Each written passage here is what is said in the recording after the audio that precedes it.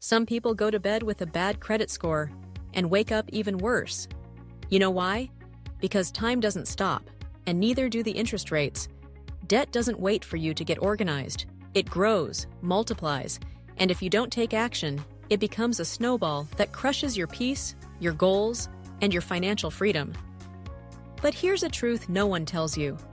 It doesn't matter how deep in debt you are, there is a real way out. No magic, no fluff, just strategy. If you're tired of working just to pay bills, if you're feeling stuck in the same financial loop month after month, or if you've got that sinking feeling, every time your phone rings or you open your email, this video is for you. Today, I'm going to walk you through exactly how to negotiate your debts smartly, manage your finances with clarity, and yes, even start building wealth, no matter your income. And before you roll your eyes and think this is just another motivational talk, let me be clear, this is straight talk. Real-world examples you can apply today. So lock in, because what comes next could be the turning point your financial life's been waiting for. Let's go. Most people drowning in debt have one thing in common. They're afraid to look at their bank account. It's like avoiding the numbers will somehow solve the problem, but it won't. The first step to get out of debt is brutally simple.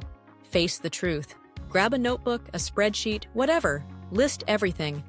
All debts, amounts, deadlines, interest rates. It's like opening the fridge and seeing there's nothing but ice.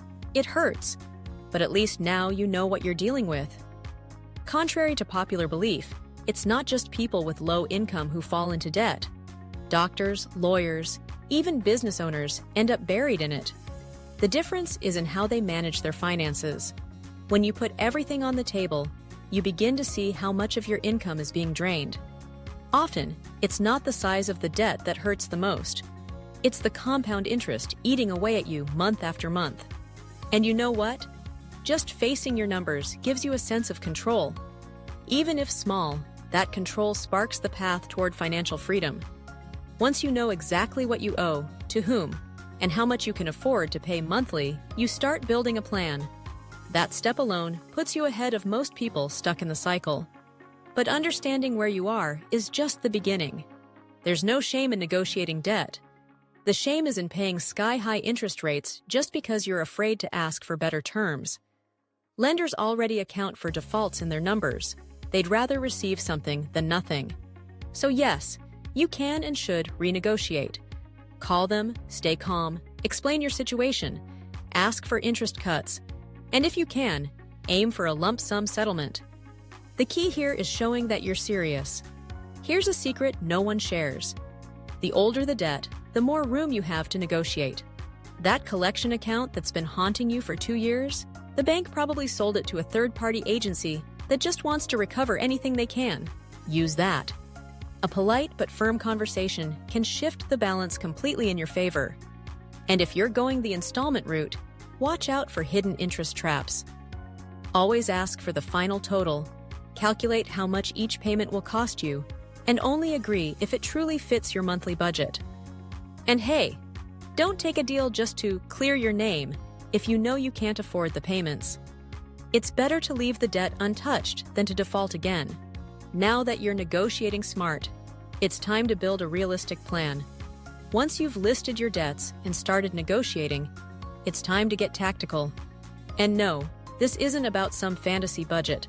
We're talking about real planning, based on what you can actually pay. Look at your monthly income. Subtract essentials like rent, groceries, and transportation. Whatever's left is your weapon against debt. If there's nothing left, that's a sign it's time to reduce lifestyle costs or boost your income. We'll get there. One solid method is targeting your most expensive debt first, usually credit card or overdraft. These interest rates are brutal. Focus on making bigger payments here while keeping up minimums on the rest. This is known as the avalanche method, practical and powerful. It's not rocket science. It's about discipline and consistency. Another option is the snowball method, paying off your smallest debts first to build momentum. Choose the strategy that fits your personality best. A realistic plan shows you that yes, you can dig yourself out of this hole, It might take months or even years, but each step brings you closer to stability.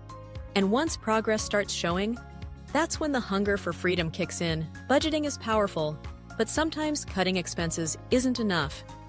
That's where extra income comes in, and you don't need a miracle or a raise. You can start generating passive income through side gigs, selling unused items, or even launching a small online business. A couple of hours a day can make a huge difference. People are making money with handmade crafts, food delivery, online tutoring, affiliate marketing. And no, you don't need to quit your job and become a full-time entrepreneur overnight. Start small, validate your idea, and scale from there. That extra money becomes a weapon, supercharging your debt payoff plan and speeding up your journey toward financial freedom. And more than money, this shift builds confidence. When you realize you can generate income on your own, something changes inside you. That's how entrepreneurs are born. Growing your income isn't just about earning more. It's about creating new possibilities. Whether it's tutoring, pet sitting, or flipping products online, every extra dollar brings you closer to living off investments. And that brings us to a crucial next step. It may sound odd to talk about investing while still paying debt, but trust me, it's about balance. You can start investing with as little as $10 to $20 a month. Treasury bonds like Tesouro Selic 2029 in Brazil, or U.S. equivalents like Treasury bills, are a great starting point. You build a habit, and the compound interest starts working for you, not against you. Stock market investments aren't reserved for the rich. You can start buying shares of big companies like Itaú, Petrobras, or Magazine Luiza in Brazil, or Apple, Amazon, and Google in the U.S. with small amounts.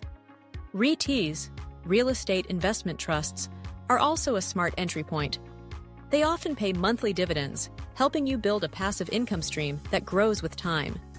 And none of this happens without financial education. No one's born knowing how to manage money. This is learned. And once you start learning, everything changes. While others are still drowning in bills, you could be building wealth. Even if you're still paying off debt, you can take your first step toward financial freedom. The sooner you start, the faster the game changes. Now comes the moment of truth. You've just learned how to face your debt, negotiate smartly, manage your finances, and even start building passive income while climbing out of the hole. But knowledge without action? That's just weight on your shoulders. So let me ask you, are you going to stay stuck or take that first step today? Imagine your life without debt. No more dodging phone calls, no more stress when the bills arrive. Just clarity, control, and a path toward real financial freedom. That life is possible, and it starts with the steps we've covered here. So if this video helped you, hit that subscribe button, turn on the notification bell, and smash the like button, because this kind of content needs to reach more people. And hey, there's another video right here on the screen that's going to take your journey even further. Click on it, and I'll meet you there.